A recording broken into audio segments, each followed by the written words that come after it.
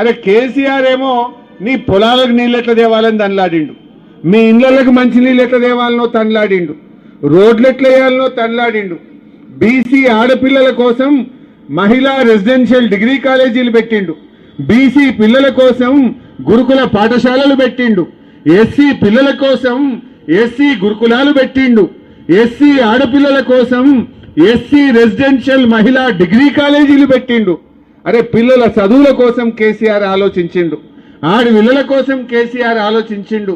మా ముస్లిం మైనారిటీ పిల్లలు చదువుకోవడానికి టిమ్రీ స్కూల్ పెట్టలేరా గజ్వేల్లా?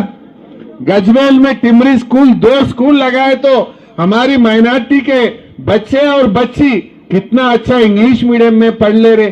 रेवंत रेड्डी आने के बाद 1 रुपया का काम हमारे मुसलमानों के लिए कुछ हुआ क्या? 1 पैसा का काम हुआ क्या? मैं पूछना चाहता हूं। ये कांग्रेस वाले आके वोट पूछ रहे, क्यों डालना? कांग्रेस వాళ్ళు వచ్చి చేయి గుర్తుకు ఓటేయమంటుండమ్మా.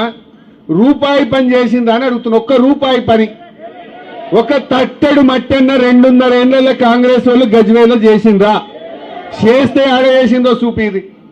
కేసీఆర్ చేసిన పనులే మా ప్రజ్ఞాపూర్ బస్టాండ్ మంచిగా 2 అంతస్తులు స్లాబ్ పడ్డది. ఇంత సున్నమేస్తే దాన్ని చాలు చేయొచ్చు.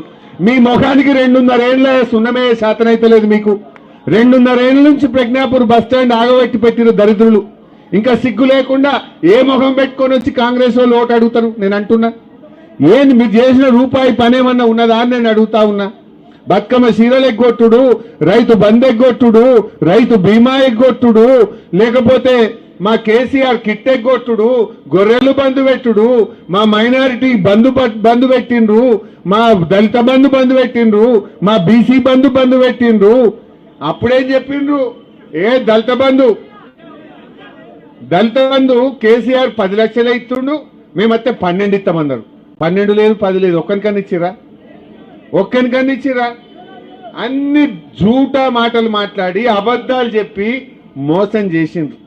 నిన్న రేవంత్ రెడ్డి మాట్లాడుతుండు, రైతు బంధు ఎందుకైనా భయని నేను అడిగిన, నేను ఎలక్షన్ అయిపోయినాక ఎత్తా అంటుండు.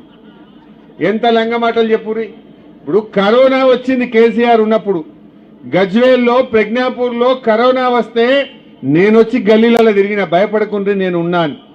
రెమిడిసివిర్ ఇంజక్షన్లు తెచ్చి ప్రజ్ఞాపూర్లో పెట్టి వాళ్ళకన్నా జ్వరం వస్తే ఇంటికే డాక్టర్ని పంపించినాం మేము. ఆ రోజు మీకు 10 కిలోల బియ్యం ఫ్రీగా ఇచ్చినాం. కరోనా వచ్చినప్పుడు యాదకుంచుకుందో ఉన్నదో లేదో మీకు 10 కిలోల బియ్యం ఇచ్చినామా లేదా? కరోనా వచ్చినప్పుడు 2 ఏళ్ళు అట్లా ఇచ్చినాం. 1500 రూపాయలు ఇచ్చినాం. ఏదొచ్చినా మేము నిలబడ్డాం. ఇప్పుడు ఆ కరోనాలో కూడా రైతు బంధు పైసలు టైం మీద వేసిండా లేదా కేసీఆర్? కరోనా వచ్చినప్పుడు రైతు బంధు ఆగిందా?